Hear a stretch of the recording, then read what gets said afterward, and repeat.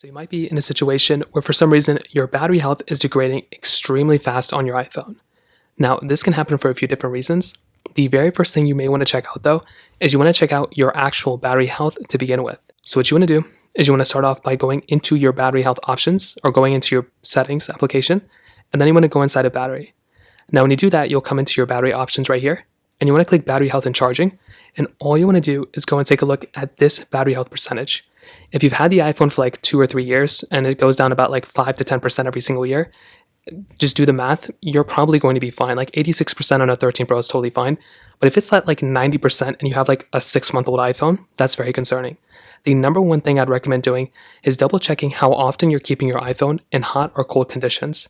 If your iPhone is always in super hot conditions or it's always in super cold conditions, literally changing that and putting your iPhone either in room temp conditions is the easiest thing you can do to pretty much fix this problem.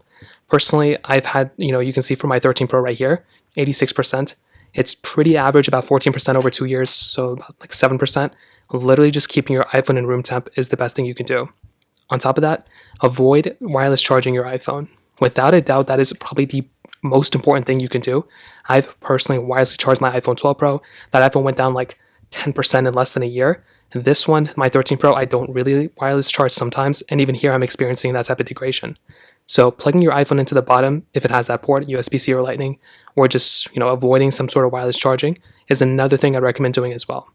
On top of that, another thing you can probably do is to just update your iPhone and keep your iPhone up to date. A reason why is because this battery degradation number can randomly not be calibrated properly. So a really important thing you can do is to just keep your iPhone up to date. So go back into your iPhone settings, scroll down into general right here, scroll into software update, and right here, just see if there's an update available. As long as you're kind of updating your iPhone for the most part, you should be good to go. And that's another thing I recommend doing too. So those are the big things you can probably do to avoid or fix if your iPhone battery health is rapidly decreasing. If you have any other thoughts or questions, let me know in the comment section below. Hit the like button, that would mean so much, but definitely hit that subscribe button. More importantly than everything else, I love every single one of you guys. Hopefully I'll catch you guys in the next video.